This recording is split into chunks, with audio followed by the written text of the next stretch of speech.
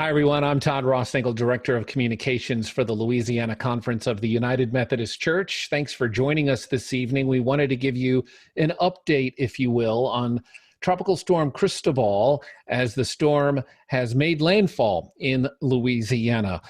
We have been continuing to monitor the storm, and the news has been that Cristobal has been exactly what we thought it would be, a tropical storm that has brought with it a lot of rain. But so far, the news is good, all things considered. As of about 7 o'clock, we didn't have news of any churches flooding. Now, of course, we don't know about any of the residential areas. We will probably get a better idea on that tomorrow morning. This evening, I wanted to visit and allow you to visit as well with two pastors, the Reverend Juan Huertas from Homa, from First United Methodist Church in Homa. His church is just to the west of where the storm went inland in Louisiana. He is coming up. But our first guest this evening is the senior pastor at First United Methodist Church in Slidell, Tim Newstifter.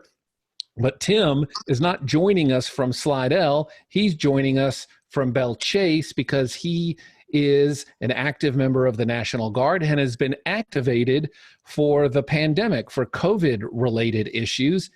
And he just so happens to be in Belle Chase, and a storm has popped up. And he joins us this evening for his insight as to what the weather is like in Belle Chase and a whole lot more. Tim, thanks so much for carving time out of your evening to talk with us tonight.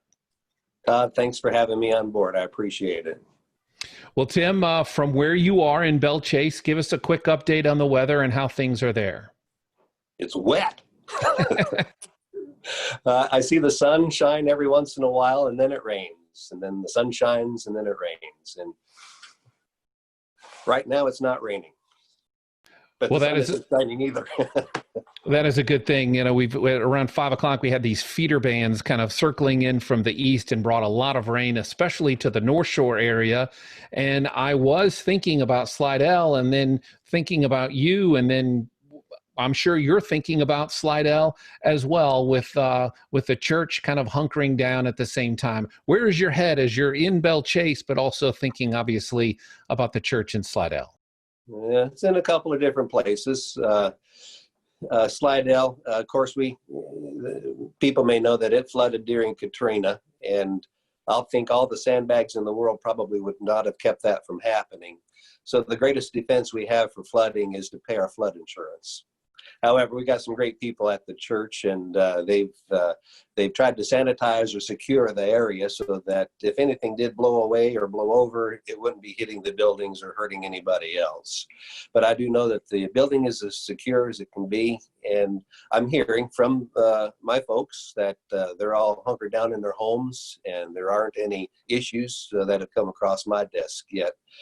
So I'm able to let that be and be here with my military folks. And I've been very fortunate to live as close to my base as I do, because I'm able to go home every night, and I'm able to go home on the weekends. So I can be at both places at the same time, kind of. But tell you what, the social media sure has helped out an awful lot in my ability to do that. Well, I was going to ask how you are doing with your National Guard duty, and of course, your role at the church, and then of course your response to COVID-19 and the pandemic.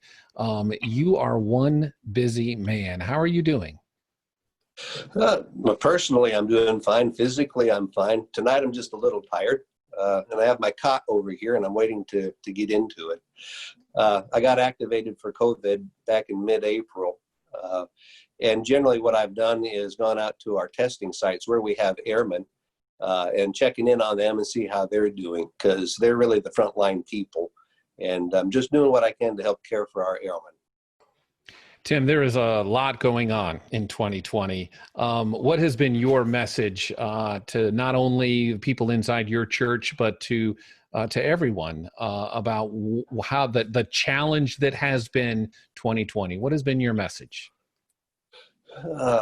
I keep hearing this word together. Let's join together. Let's get through this together. It's all about being together. And now this togetherness is really being challenged. So that's going to continue to be my message.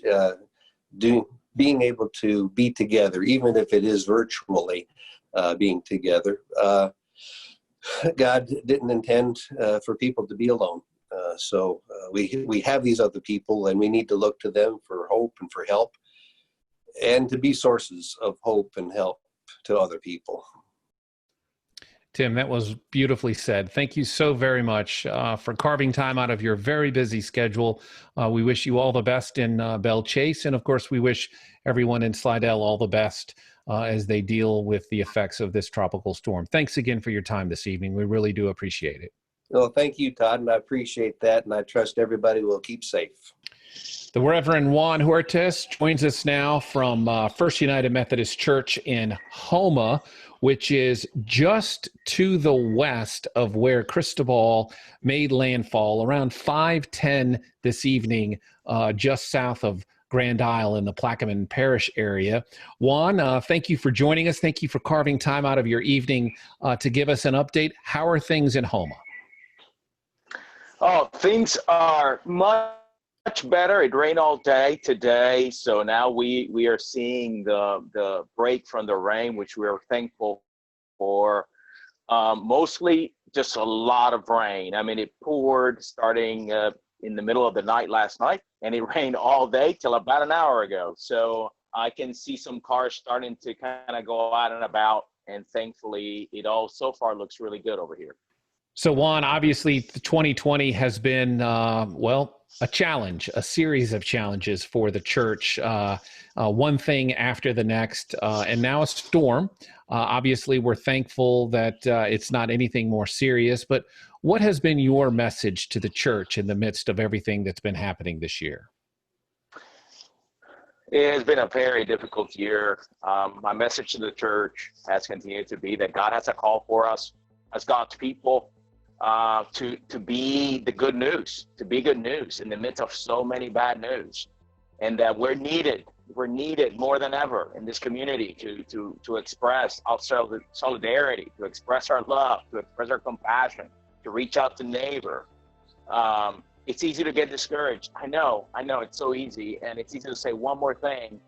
And I know that we feel that, but that become then a fuel for us. So that we can be the presence of Jesus to our neighbors and to our city and beyond. So that's been, I keep at it. That's what I keep on talking about. And I'm just like, trying to stay rooted, and try to root the people of God called Houma First United Methodist Church.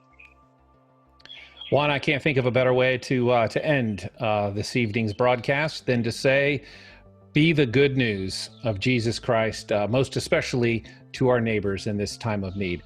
Thank you so very much for your time tonight. We really appreciate it. Thank you so much, Todd.